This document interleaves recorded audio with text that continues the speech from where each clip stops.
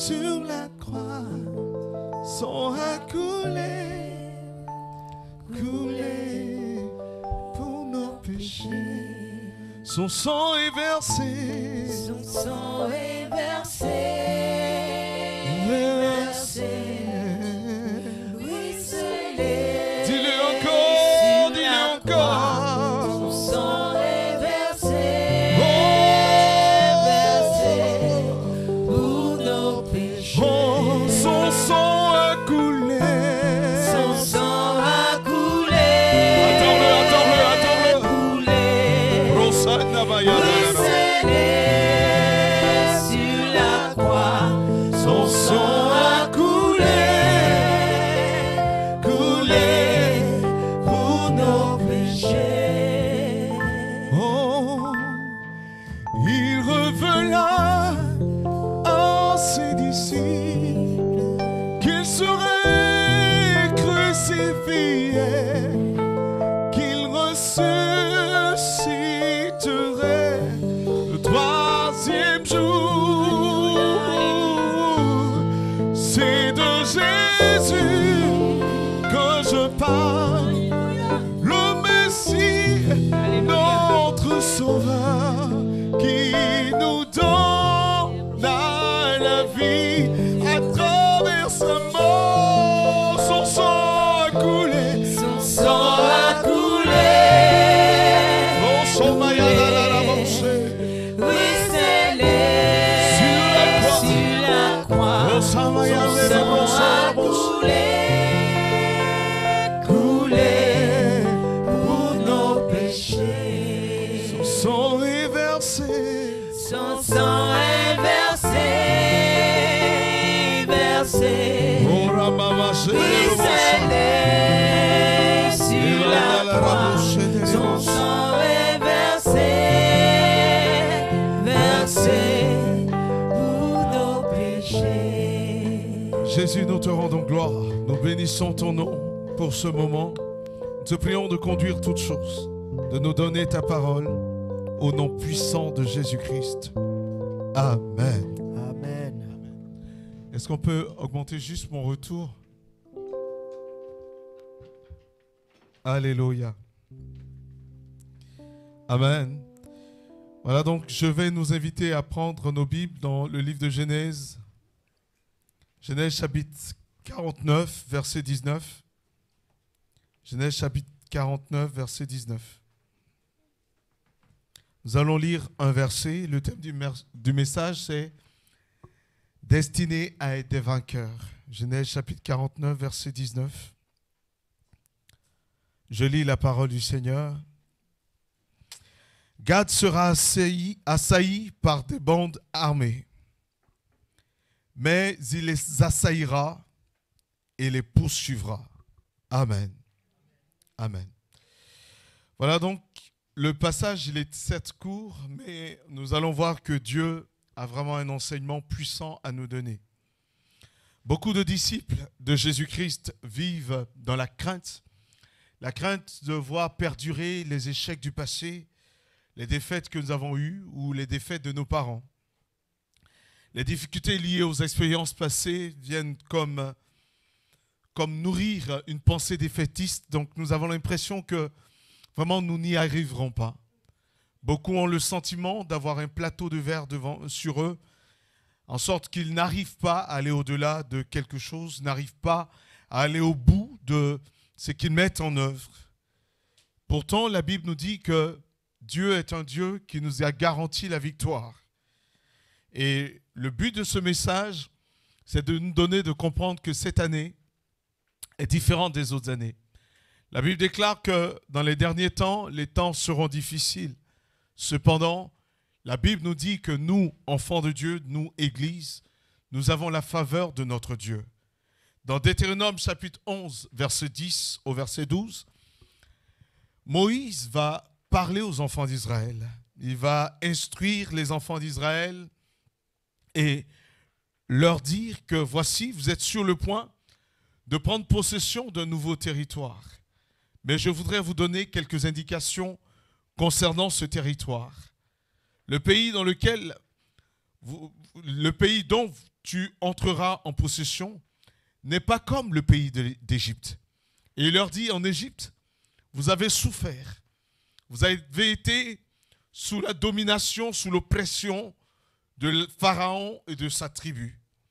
Mais le pays que vous allez connaître est complètement différent. Vous allez posséder un pays de montagnes, un pays de vallées. Un pays qui boit les eaux de la pluie du ciel.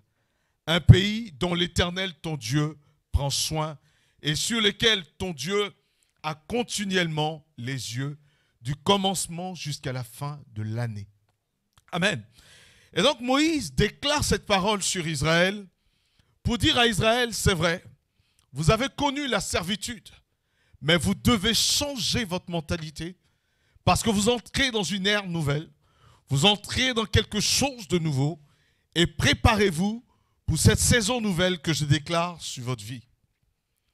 Autrement dit, Dieu à travers ce passage nous dit que voici en Christ, toutes choses sont devenues nouvelles. 2 Corinthiens chapitre 5 verset 17.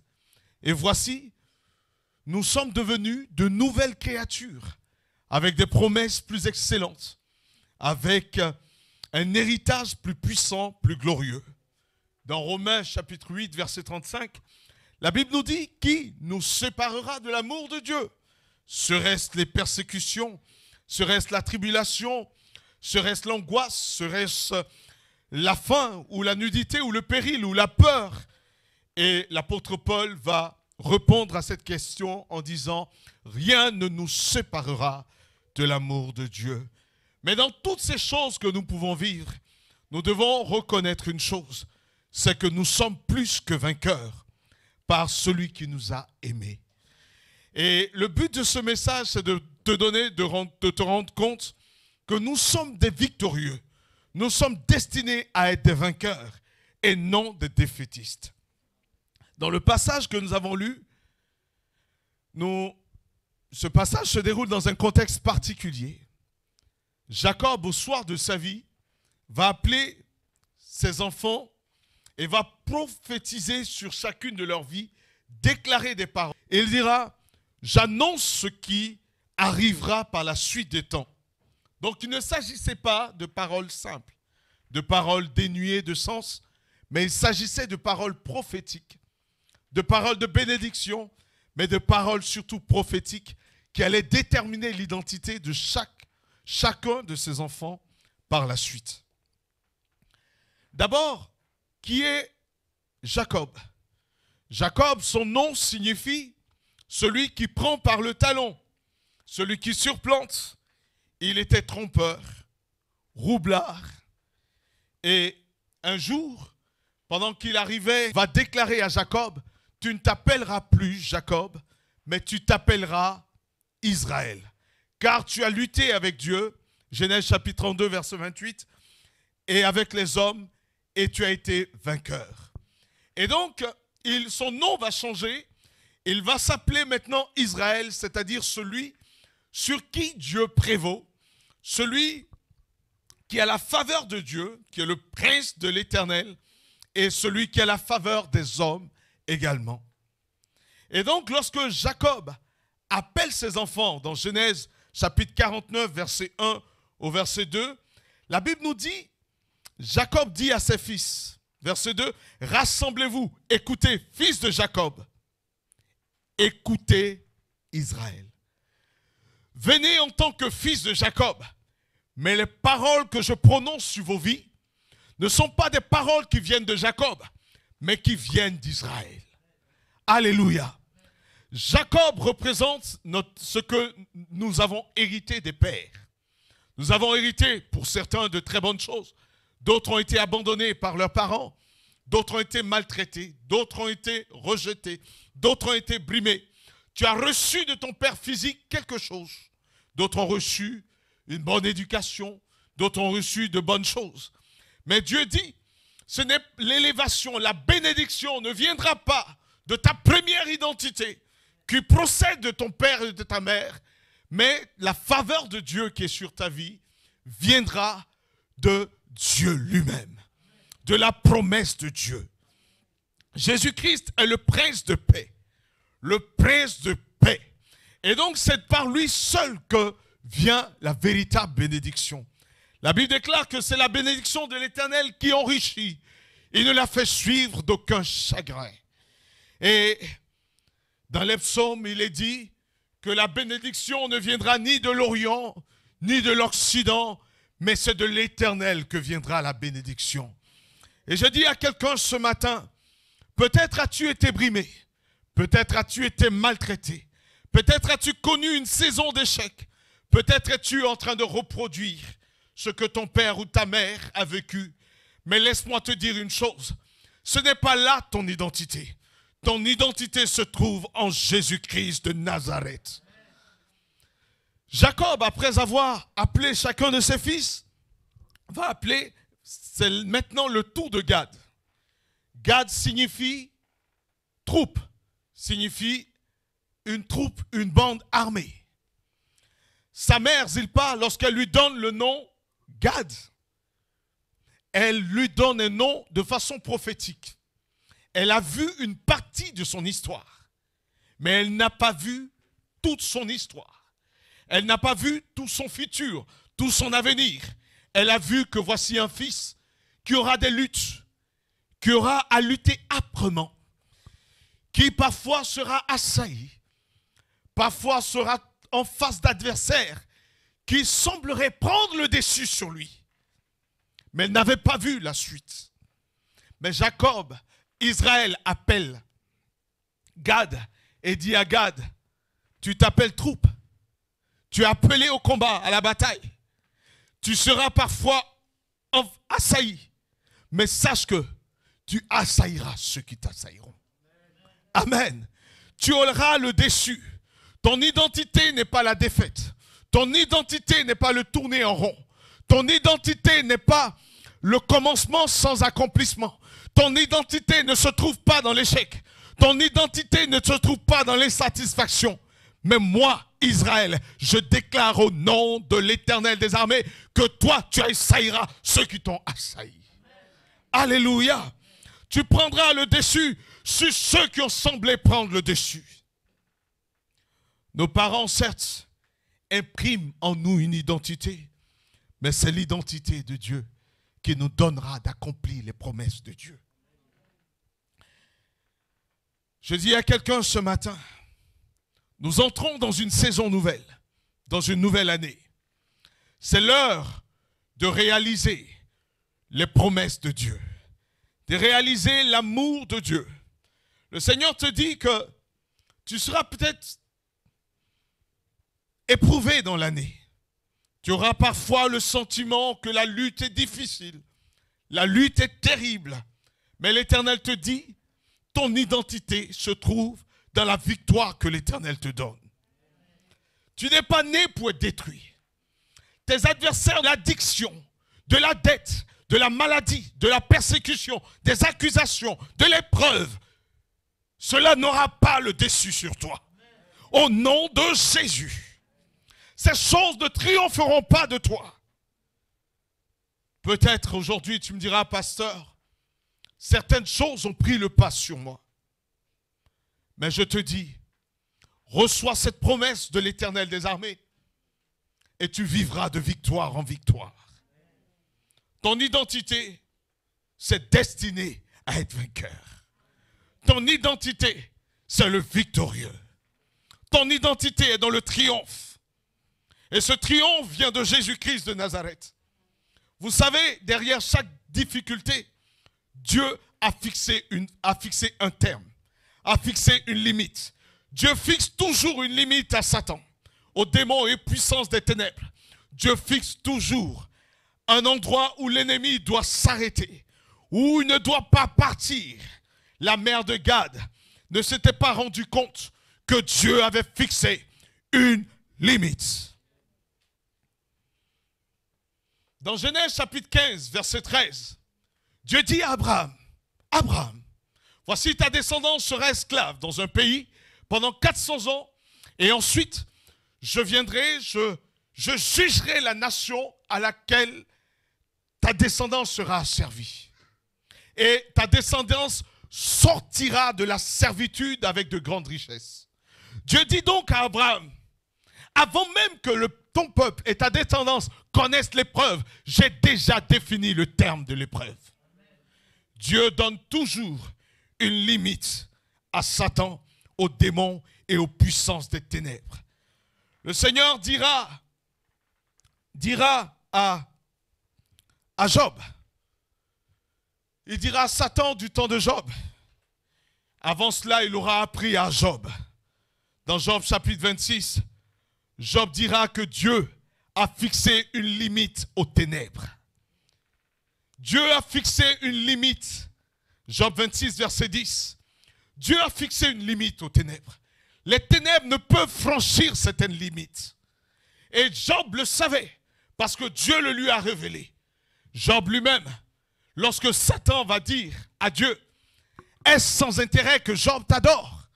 Est-ce sans intérêt que Job te loue? Dieu dira, je te le donne.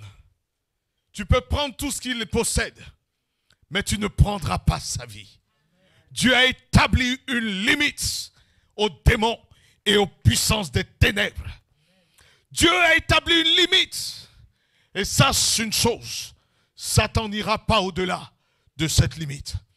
Dans Jean chapitre 2, verset 19, Jésus lui-même dira, regardez, détruisez ce temple.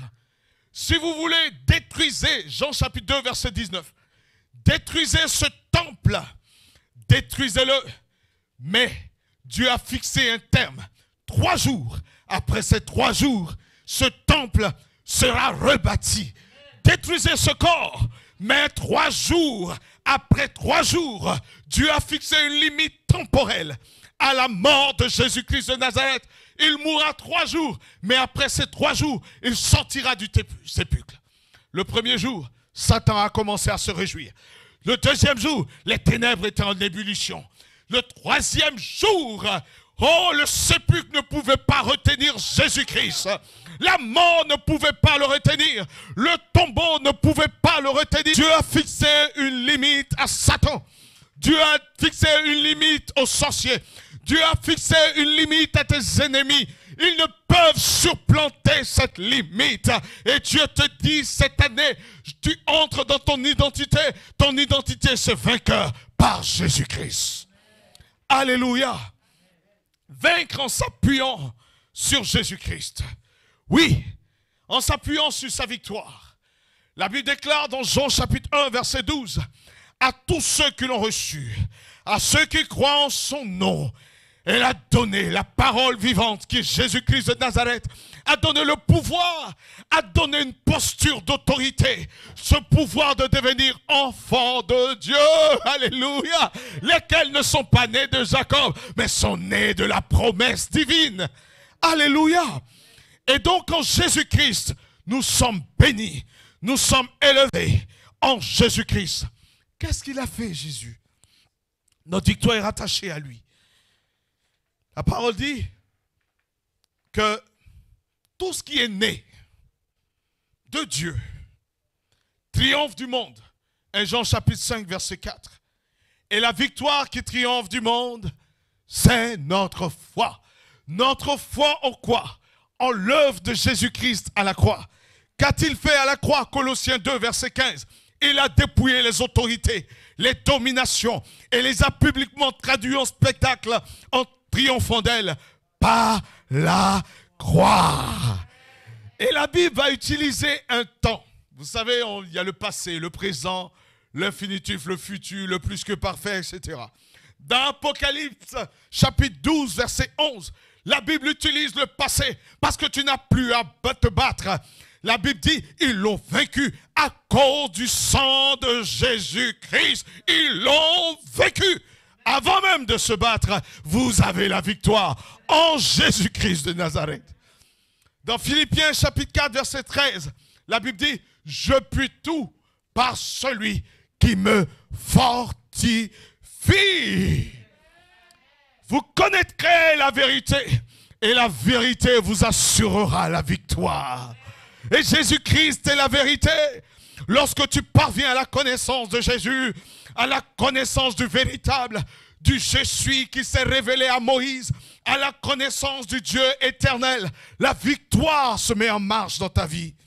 Dans Exode chapitre 6, verset 3, Dieu dit à Moïse et au peuple d'Israël, je suis apparu à Abraham, à Isaac et à Jacob comme le Dieu tout-puissant. Et l'expression qui est utilisée, c'est El Shaddai, le Dieu dont le pouvoir est éternel. Amen. Et nous marchons avec ce Dieu qui peut faire au-delà. Dans Éphésiens chapitre 3, verset 20, la Bible dit, il peut faire au-delà. Et largement au-dessus, infiniment au-delà de ce que tu peux demander et de ce que tu peux penser. À lui soit la gloire dans l'Église et en Jésus-Christ au siècle des siècles. Amen. Il nous a donné, il nous a laissé. Il ne nous a pas laissé sans pouvoir. Il a dit, il est avantageux pour vous que je m'en aille. Quand je m'en serai allé, je vous enverrai un autre consolateur. Dans Deutéronome chapitre 11, verset 11, que nous avons lu, il dit que ce pays se nourrit de la pluie qui descend du ciel. Amen. Et cette pluie qui descend du ciel symbolise l'Esprit de Dieu. Oh, nous nous nourrissons, nous recevons la vie de l'Esprit de vie, de l'Esprit de Jésus-Christ de Nazareth qui est en nous. Et Christ en nous, c'est l'espérance de la gloire. Amen. Dans Jean chapitre 7, Jésus dit, il est avantageux pour vous que je m'en aille. Et au verset 13, Jean chapitre 16, verset 13, il dit, quand je m'en serai allé, le consolateur viendra. Il est l'Esprit de vérité qui vous conduira dans la vérité. Le Saint-Esprit, l'onction brise le joug. Et dans Ésaïe chapitre 10, verset 27, la Bible dit en ce jour, son fardeau sera ôté de dessus son épaule et son joug de dessus son cou. Et la graisse, qui est le symbole de l'Esprit de Dieu, fera éclater le joug, fera exploser le joug. Là où est l'Esprit de Dieu, c'est là qu'est la liberté. Là où est le Saint-Esprit, c'est là qu'est la délivrance. Là où est l'Esprit de Dieu, c'est là qu'est la percée. Alléluia. Lorsqu'on lit le livre des Juges, le peuple était sous le joug des armées ennemies. Mais ce n'est pas par la politique que les gens ont été délivrés, mais c'est par la puissance de l'Esprit de Dieu. Oh, plusieurs exemples sont dans la Bible. Othniel a reçu l'Esprit de Dieu pour aller et combattre et délivrer Israël. Déborah dans Juge 4, Gédéon dans Juge 6, Jephthé dans Juge 11, Samuel dans Juge 13, dans Juge 14 ont été revêtus de l'Esprit de Dieu. Et on dira de Samson plutôt que l'Esprit commença à l'agiter et le Saint-Esprit le saisit pour l'œuvre à laquelle il a été appelé. Là où est l'Esprit de Dieu est la liberté.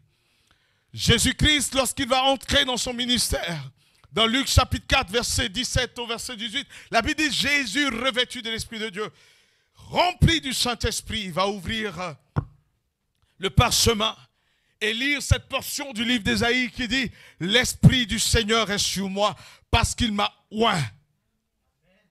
Parce qu'il m'a oint pour envoyer libres les opprimés, pour libérer les captifs, pour briser tout joug étranger et toute oppression. » Jésus libère. Et Jésus nous assure d'une victoire. L'onction brise le joug. Le joug de l'occultisme. Le joug de la servitude des démons et des puissances des ténèbres. C'est pourquoi Satan n'aime pas ce genre de message. Il n'aime pas. Je sais qu'il n'aime pas. Mais je le fais quand même. La première chose, c'est l'humilité. Car la puissance de Dieu s'accomplit dans la faiblesse.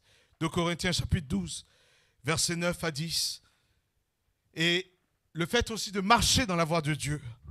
Abraham, dans Genèse chapitre 11, chapitre 17, verset 1, l'Éternel apparut à Abraham et lui dit, je suis le Dieu tout-puissant. Et lui dit, marche devant ma face et sois intègre. Marche dans l'intégrité. Marche dans l'obéissance à la parole de Dieu.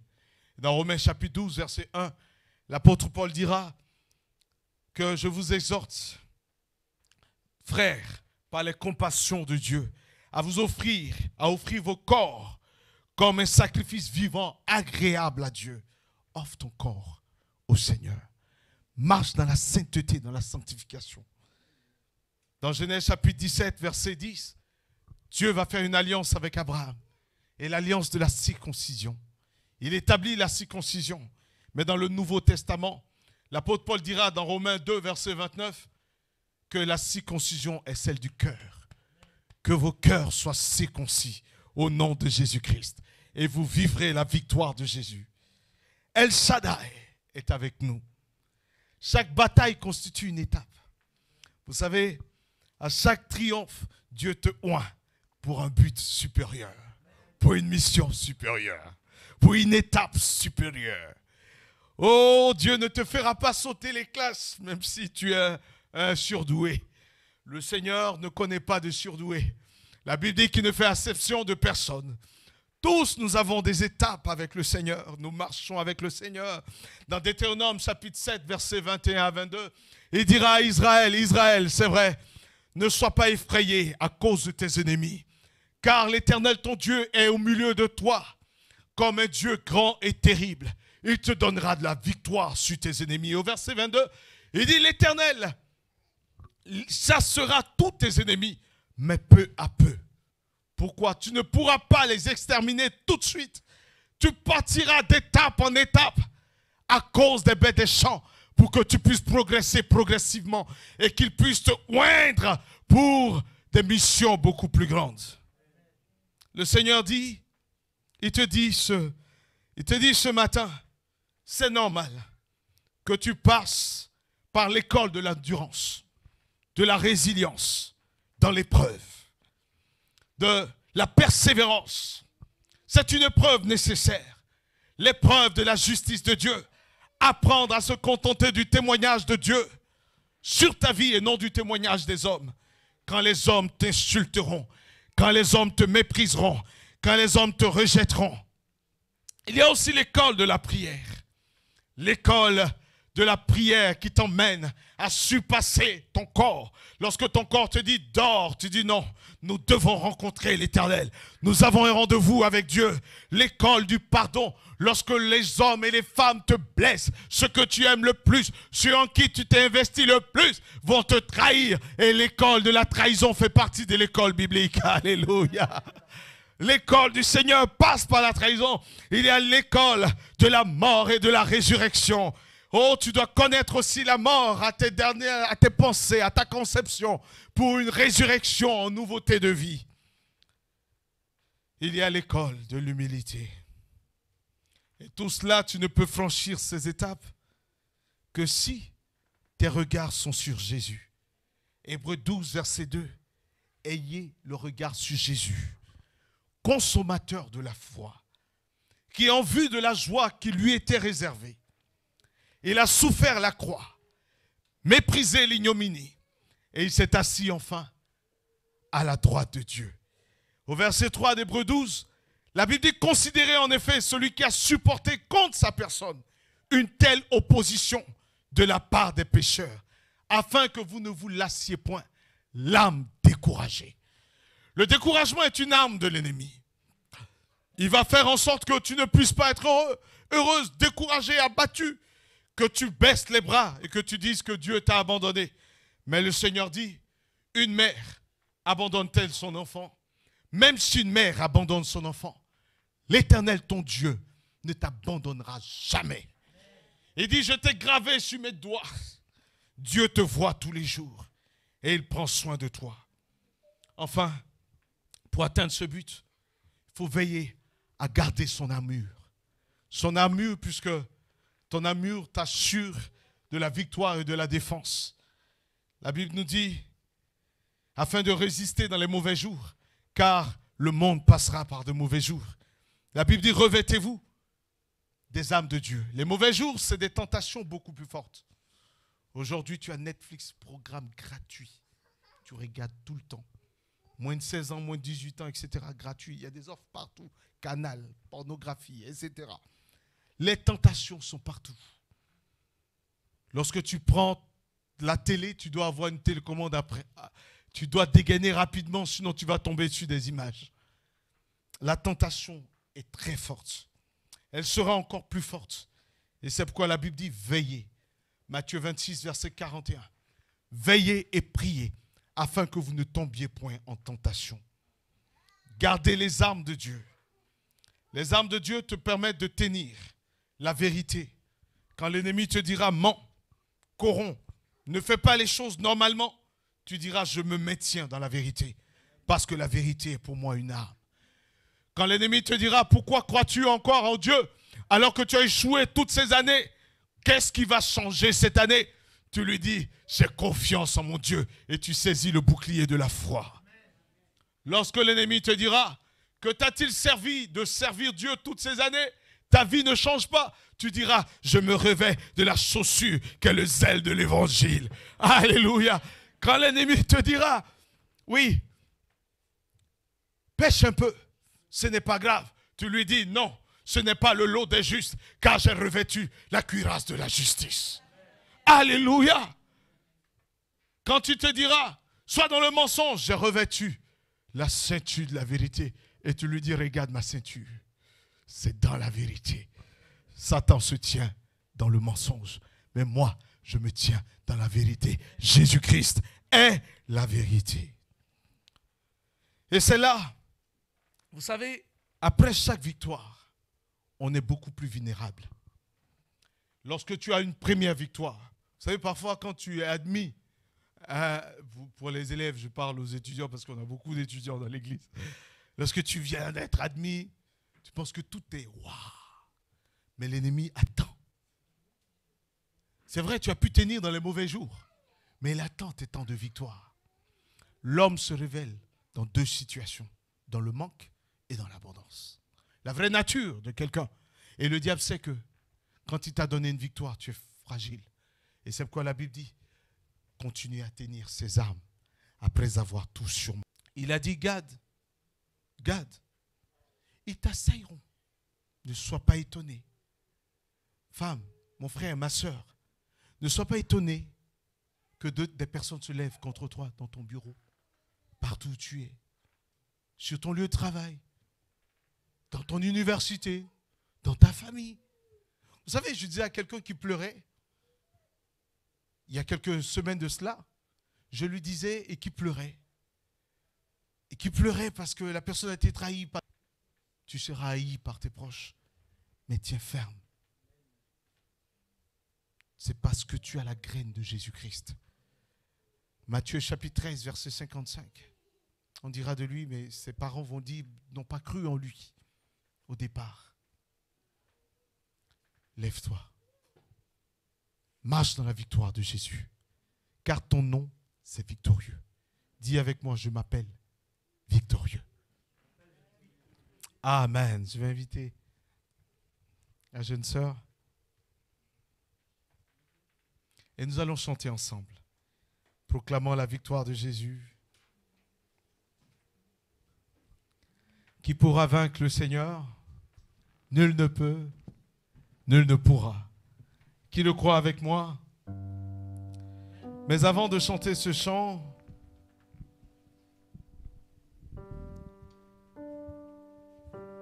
avant de chanter qui pourra vaincre le Seigneur, je voudrais vraiment que tu puisses prendre le temps devant le Seigneur.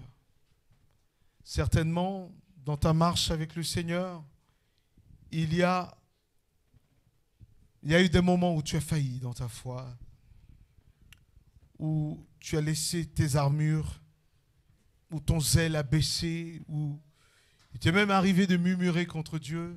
Où es-tu, Seigneur? Où as-tu menacé ton Dieu? Mais c'est un temps de réconciliation. Et je voudrais que tu baisses la tête et tu commences à prier. Seigneur, pardonne-moi. Pardonne-moi. Alléluia. Commençons à prier. Commençons à prier. Commençons à prier. Alléluia. Commence à prier. Commence à dire, Seigneur, me voici. Me voici, pardonne-moi. Au nom de Jésus. J'ai pas utilisé ta victoire.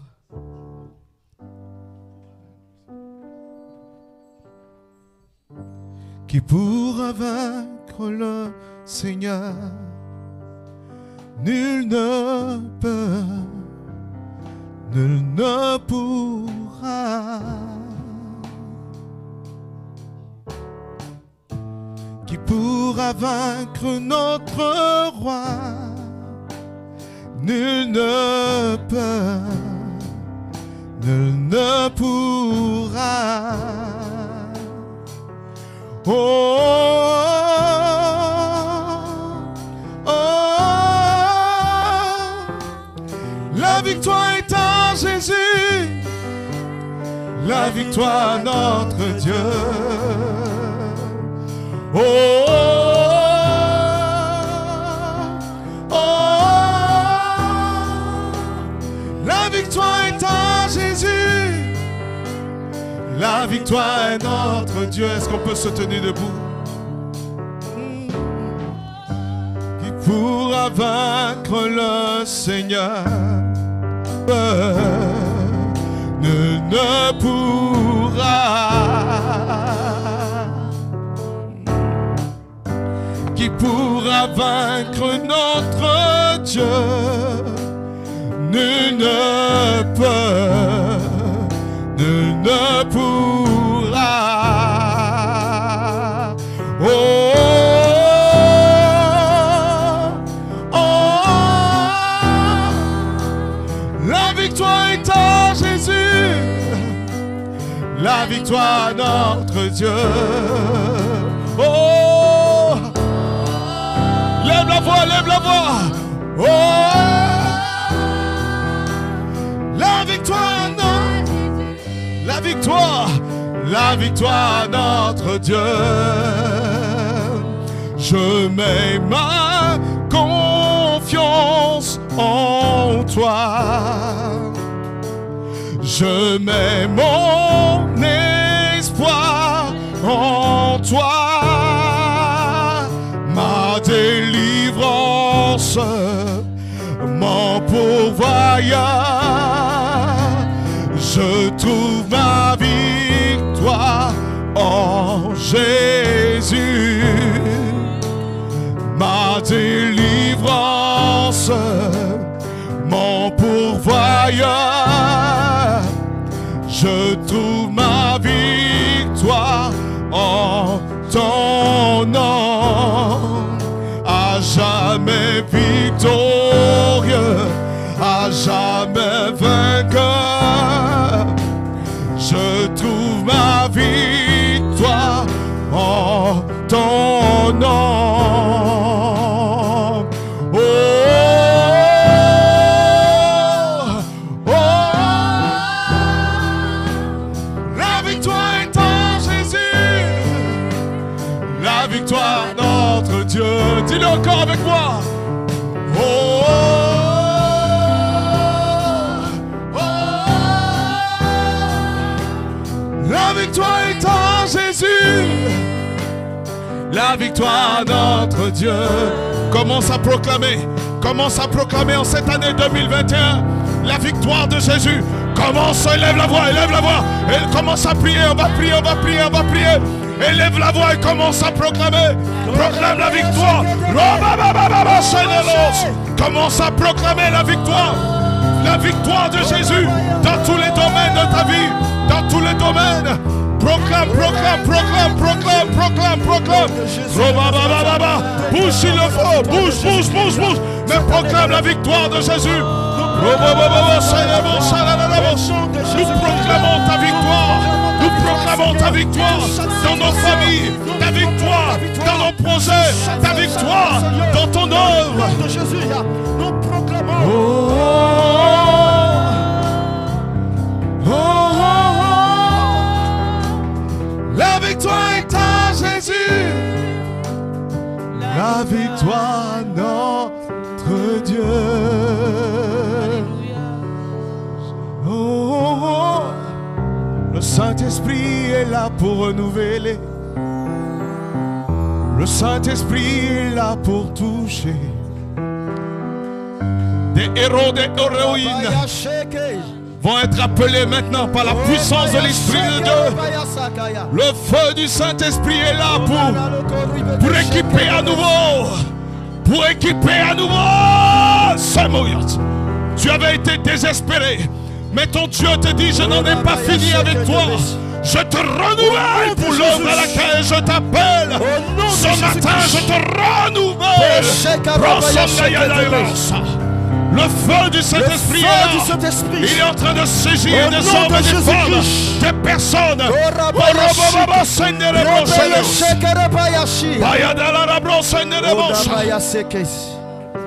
Merci Seigneur. Le Seigneur te renouvelle.